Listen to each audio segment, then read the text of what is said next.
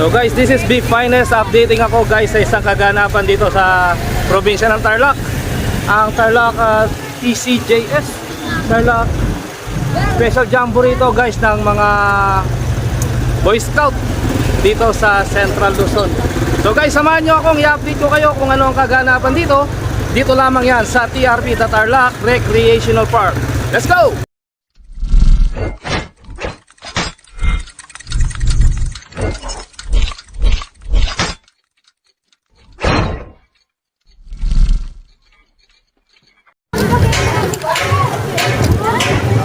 So yan guys, at napakaganda ng lugar. So ang views pa lamang guys ay worth it na. Ika nga, kahit na pagod sa pagpunta rito, masisiguro ko sa inyo guys na mag-i-enjoy kayo sa ganda ng tanawin dito sa Tarlac Recreational Park.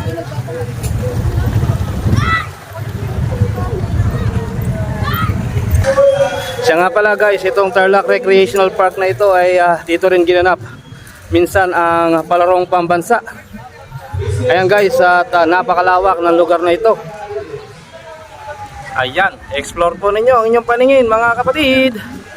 Sadyang napakaganda ng lugar na ito sa bayan ng Tarlac. Ayan.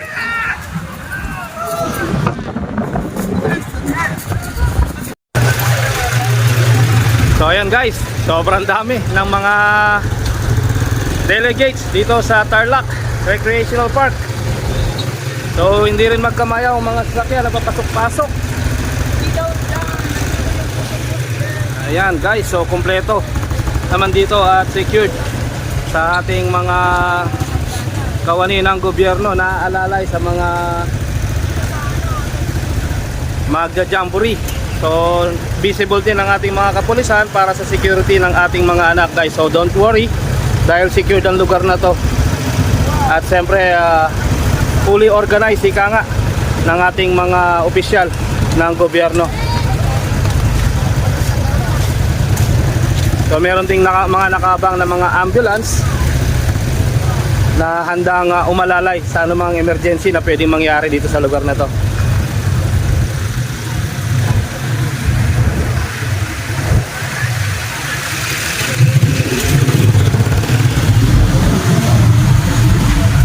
Ayan guys, sa pakikipagtulungan ng lokal na gobyerno ng Tarlac City, I truly assure you guys na secured at nasa safety ang ating mga anak dito sa ginaganap na 2024 Jamboree. So guys, napakaganda na ang kapaligiran dito, kaya ito ang napiling lugar ng Jamboree dito sa lalawigan ng Tarlac. Look at the view guys. At isa-isa ko kayong itutur sa lugar na ito ha.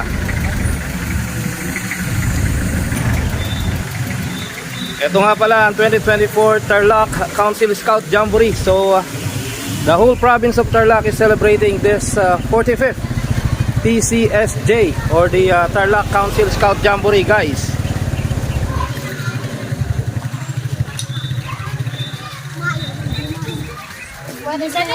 So ang mga kabataan, akala mo ay nakaranas ng feel free ka nga, yan. Yan ang ating mga isa sa mga delegates dito sa Tarlac Jamboree. Ayan. So may nagtatago sa camera, merong ayaw humarap. Ang gaganda naman, ayaw ipakita ang mga muka. So guys, update ko pa kayo later sa mga kaganapan dito sa Tarlac Scout Jamboree.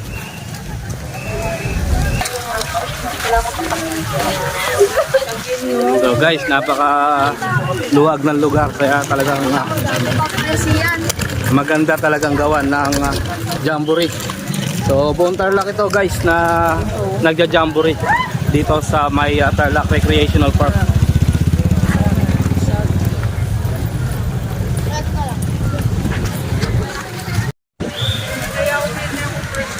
Ayan guys, sa sobrang dami ng mga delegates, buong Tarlac ay nandito at inaayos ang kaayusan dito sa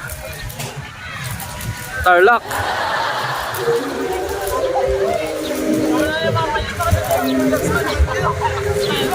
Jamboree. Ayan.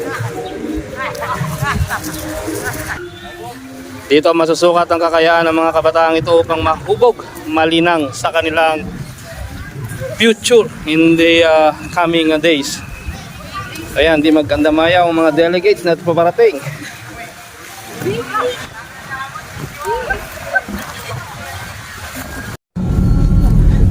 Ayan guys, so nandito tayo sa pinakadulong bahagi ng kanilang camping site. At guys, sasamahan ko rin kayo guys na i-tour kayo sa lahat ng mga kaganapan dito sa kanilang ginagawang jamboree dito sa lungsod ng Tarlac. So guys, buong Tarlac ito ha, take note, buong Tarlac, not only for the Tarlac City but the whole and entire Tarlac Provincial Meet and Jamboree. Ayan guys, at kanya-kanyang babaan sa mga kanya-kanya nilang dalang sasakyan ang mga kalahok ng jamboree ito. Ayan, kaya sobrang traffic guys ng lugar at sobrang dami talaga ng tao.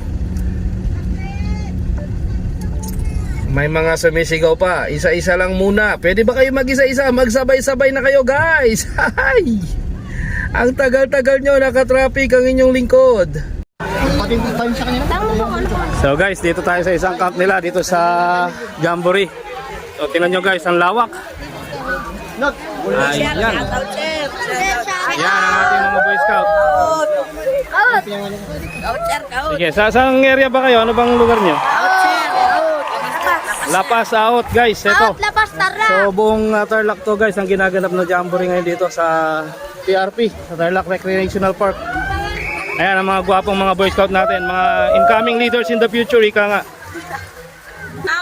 Ayan, ito guys ang mga kabataan ng Lapas. Shoutout, wala na ba kayo sinasabing pangalan? Shoutout sa mga magulang ko dyan, nasa TV ako. Shoutout kay Maria Pascalena and Marlon. Shoutout sa nanay ko. Shoutout sa mga magulang ko. San Miguel. Sa mga magulang ko. Shoutout kay nanay ko. Ayan guys, ang mga kabataan na future leader, ika nga.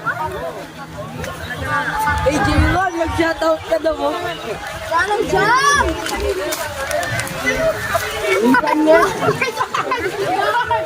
So sadyang jamboree talaga na matuturing ito guys, dahil dito sa jamboree ito igagawin ang mga events ng mga kabataan sa kanilang pagiging future leader. Dito mauubok ang kanilang pagkatao. So Kapas East, ito ang ano lang Kapas East guys. Ayan.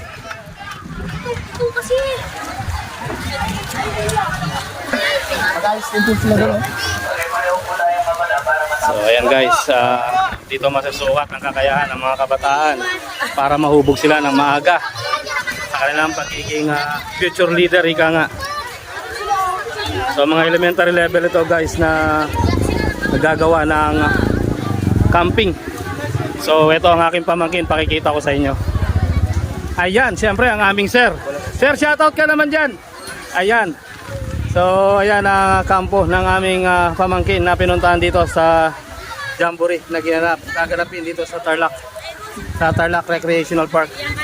So this is last for 4 days and 4 nights and 5 days usually.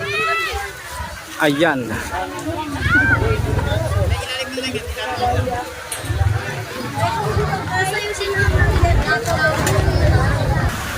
Ayan ang Camp Ruby.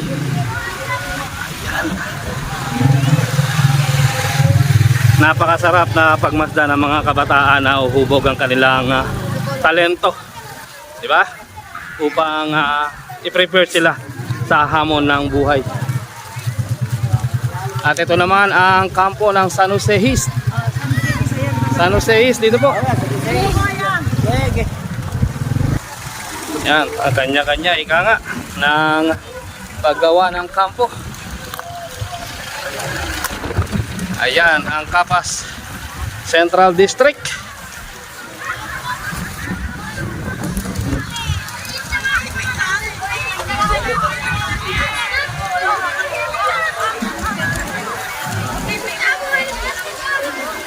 kanya-kanyang gimmick ng kanilang mga kampo guys.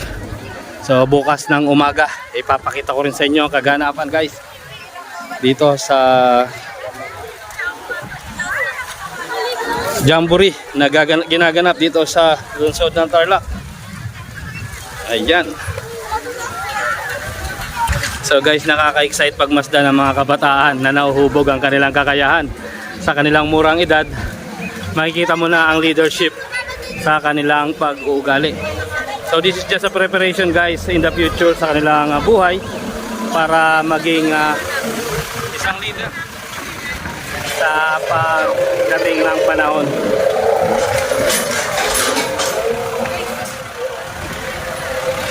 Ayan guys, makikita nyo ang tinatawag na unity o ang pagtutulungan sa bawat ginagawa nila.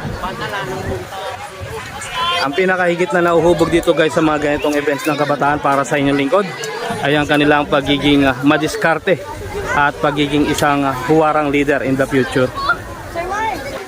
So ayan na nga guys, no? At itong mga kabataan na nakikita ninyo ngayon dito sa Jamboree na to, ang mga future leader.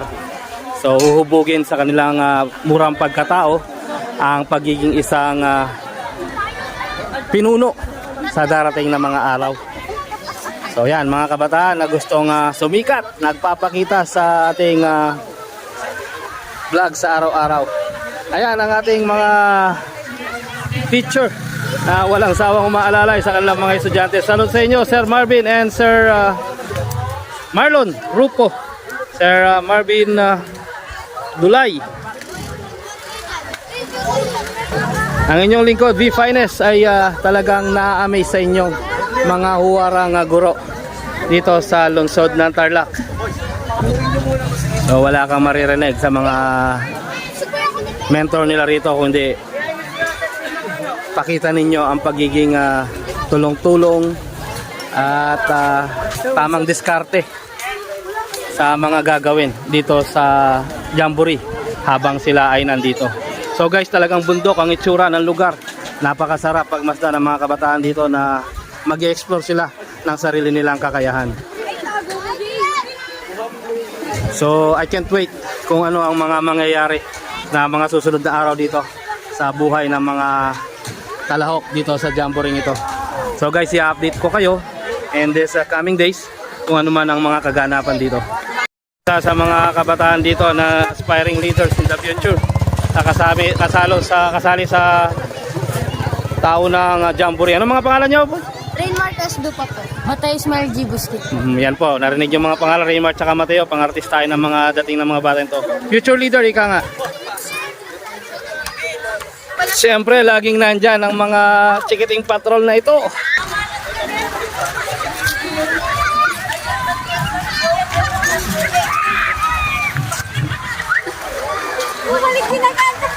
Tingnan nyo ang lugar kung gaano kaganda, no? So enjoy na enjoy ang mga kabataan dito sa ganda ng lugar na ito. So ang inyong lingkod ay na-amaze at sobrang nawa ay magkaroon na rin ako ng drone para ipakita ko sa inyo ang aerial views ng lugar na ito. Ang galing, ang ganda. So ang aking mga kambal, ang aking mga chikiting ay enjoy na enjoy dito sa aming pinuntahang lugar na ito sa TRP. Ito sa mga lugar dito sa Western Barrios dito sa lungsod ng Tarlac or sa probinsya ng Tarlac City.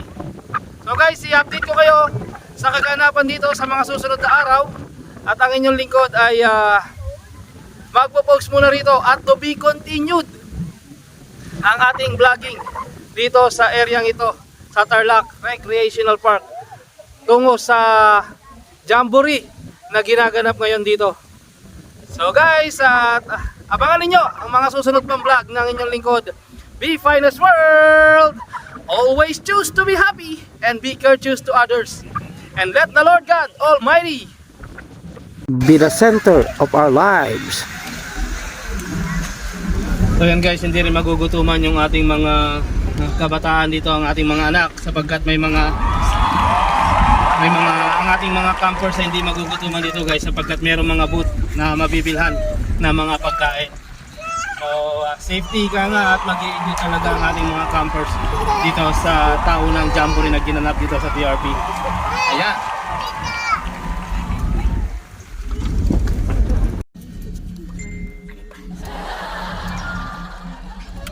Wow.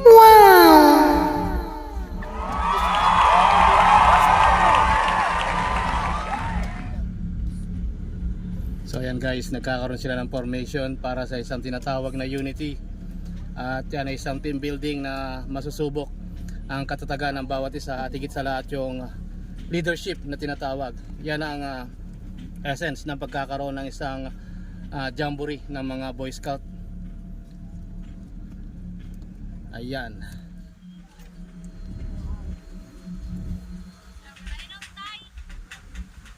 So guys, i-update ko kayo guys sa mga kaganapan pa rito sa jamboree dito sa Tarlac at sa mga susunod na mga araw. To be continued dito. Bitin. Alright, so guys, ito naman ang racing car oval na makikita rin dito sa TRP, sa Tarlac Recreational Park.